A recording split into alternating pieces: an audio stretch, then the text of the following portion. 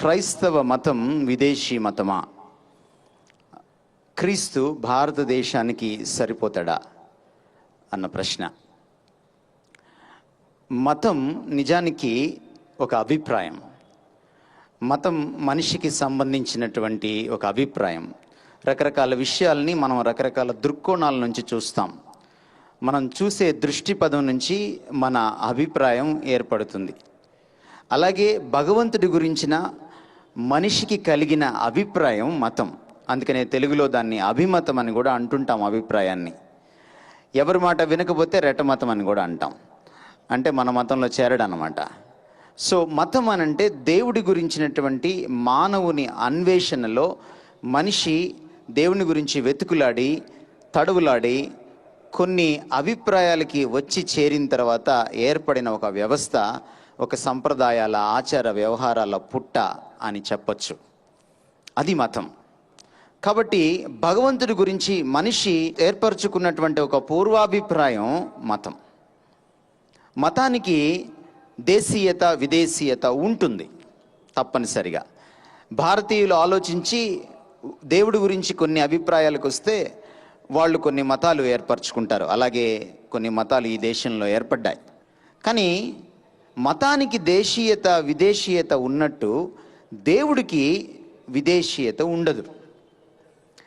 దేవుడు సర్వ సృష్టికి, సర్వ మానవాళికి, సర్వకాల సర్వా వ్యవస్థలకు దేవుడు అవుతాడు. ప్రతి మతం దీన్ని ఒప్పుకుంటుంది, దేవుడు ఒక్కడే అని. ఈ భారతదేశంలో చాలా ప్రధానమైన మతాలు ఉన్నాయి. హైందవ మతం, సిక్కు మతం, లేకపోతే బౌద్ధ మతం. జైనులు దేవుడిని నమ్మరు. ఇస్లాం మతం, క్రైస్తవం కూడా. ఇవన్నీ ఒప్పుకునేది ఏంటంటే దేవుడు ఒక్కడే అని. దేవుడు ఒక్కడే అయినప్పుడు ప్రపంచం మొత్తానికి దేవుడు ఒక్కడే అవుతాడు. అప్పుడు దేవుడికి విదేశీయత దేశీయత అంటుకోదు.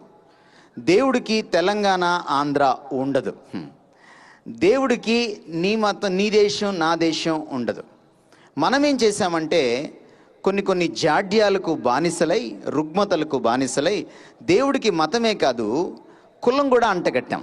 అందుకనే కులదైవం అని కూడా అంటాం మనం. ఒక కులం వారు పూజించే దేవుణ్ణి ఇంకో కులం వారు మన దేశంలో పూజించరు.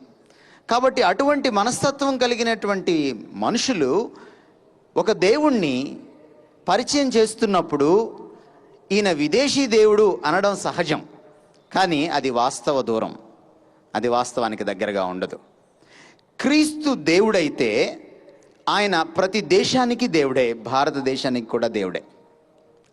క్రీస్తు దేవుడు కాకపోతే ఆయన ఏ దేశానికి కూడా దేవుడు కాదు. క్రీస్తు దేవుడైతే ప్రతి మతానికి, ప్రతి కులానికి, ప్రతి ప్రాంతానికి, ప్రతి మనిషికి దేవుడు అవుతాడు. కాబట్టి క్రీస్తు తత్వాన్ని బోధించేది క్రైస్తవం, అది మతం కాదు.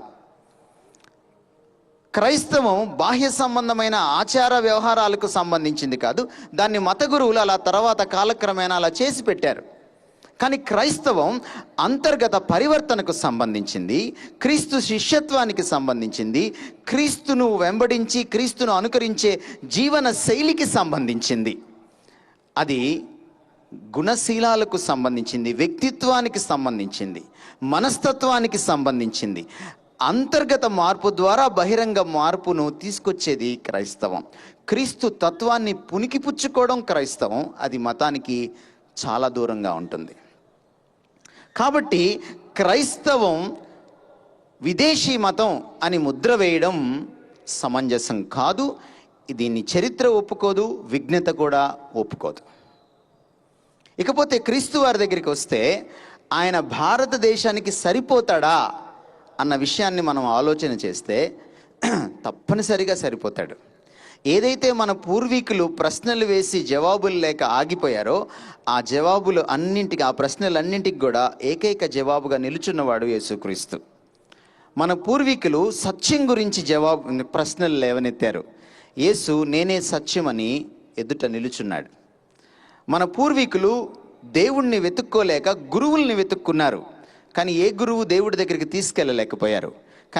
కానీ ఈయన పరలోకం నుంచి దిగి వచ్చినటువంటి దైవ మానవుడైనటువంటి దేవుడే గురువుగా మన మధ్యకు వచ్చినటువంటి గురుదేవుడిగా మన మధ్య నుంచినటువంటి ఏకైక గురువుగా నించున్నాడు. ఆ విషయాలను ఈరోజు నేను మాట్లాడబోతున్నాను.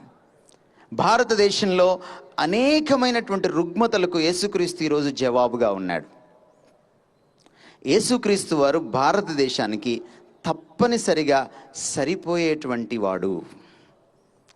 మన వేదాలు ఏదైతే ఘోషించాయో, ఎక్కడైతే వేదాలు జవాబు చెప్పలేకపోయాయో, ఎక్కడైతే మన శాస్త్రాలు ప్రశ్నలు లేవనెత్తి జవాబులు ఇవ్వకుండా ఉండిపోయాయో, దేని గురించి అయితే మన ఋషులు మన పూర్వీకులు ఆక్రోశించి అన్వేషించారో వాటికి యేసుక్రీస్తులో మాత్రమే జవాబు దొరికింది ఈరోజు. ఆ విషయాలను మనం కొద్ది నిమిషాల్లో చూడబోతున్నాం.